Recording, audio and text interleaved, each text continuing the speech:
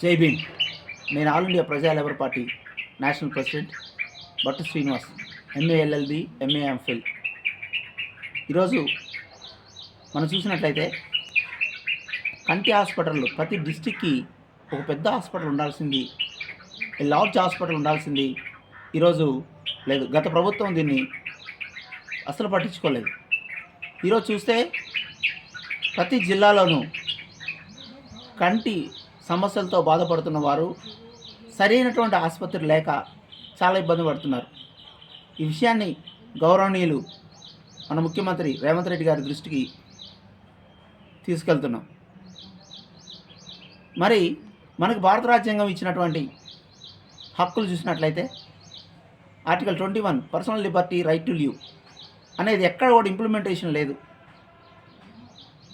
ప్రతి పార్టీ వాళ్ళు మేము ఈ పథకాలు ఇస్తున్నాం అంటే దేన్ని బట్టి?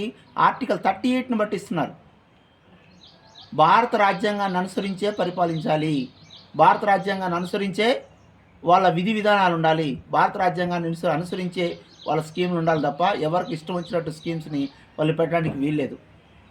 ముఖ్యంగా మనం చూసినట్లయితే విద్యా వైద్యం అనేది చాలా ప్రధాన లక్షణాలుగా ఉన్న మన తెలంగాణలో ప్రతి hospital especially people those who belong to SC, ST, BC, Muslim minorities, those who are population is very high, such kind of people has been suffering with eye problems main.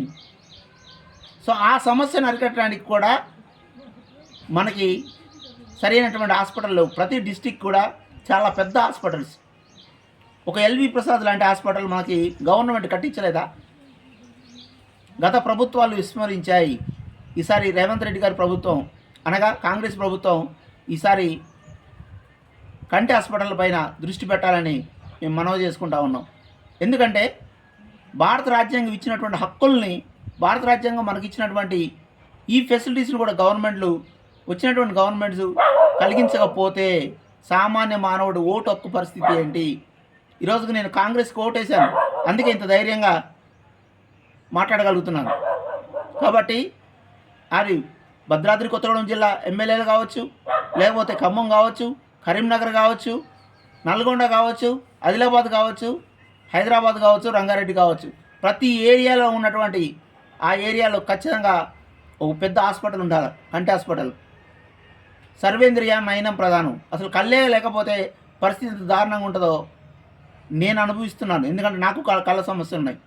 నేను కంటి హాస్పిటల్ గురించి వెళ్దామంటే ఈ భద్రాద్రి కొత్తగూడెంలో ఒక్క కంటి hospital లేదు, government సరైనటువంటి డాక్టర్స్ లేరు.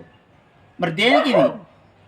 నేను ఎంఏ ఎల్ఎల్బి, ఎంఏ ఎంఫిల్, భారత రాజ్యాంగాన్ని దాదాపు ఒక 5-6 సార్లు చదివాను నేను. మరి దేనికి? అందులో ఉన్న ఏది ఇంప్లిమెంటేషన్ కాదు.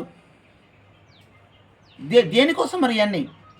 కాబట్టి ఈ వాట్సాప్ రేవంత్ రెడ్డి గారికి అందేంతవరకు కూడా దీన్ని ఫేస్బుక్లోను, వాట్సాప్లోను, ఎక్స్లోను మీరు దయచేసి ఫార్వర్డ్ చేయాల్సిందిగా కోరుతున్నాను. ఇది నా కోసం నేను చేయట్లేదు, ప్రజా సంక్షేమం కోసం చేస్తున్నాం. ఆర్టికల్ 38 ప్రకారం మనకు భారత రాజ్యాంగంలో మనకున్నటువంటి హక్కుల్ని, మనకున్నటువంటి ఫెసిలిటీస్ని గవర్నమెంట్ కల్పించాలి. అది వాళ్ళ డ్యూటీ.